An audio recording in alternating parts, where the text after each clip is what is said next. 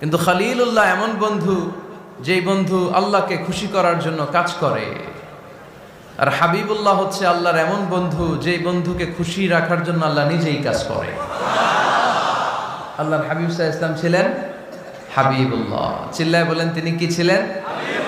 হাবিবুল্লাহ। এত মর্যাদা, এত সম্মান, এত স্টেটাস গোটা বিশ্বের দ্বিতীয় কারো আছে? আল্লাহর হাবিব সাল্লাল্লাহু আলাইহি ওয়াসাল্লামের নুরানি চেহারার মতো চেহারা পৃথিবীর অন্য কারো আছে? কোন দিক দিয়ে আল্লাহর হাবিবের সাথে কোনো মানুষের কোনো ধরনের কম্প্যারিজন, তুলনা চলতে পারে না। Whether it's the fitness, whether it's the skin colour, whether it's the sound, whether it's the status, is out of any kind of comparison. তিনি সব ধরনের তুলনার ঊর্ধ্বে।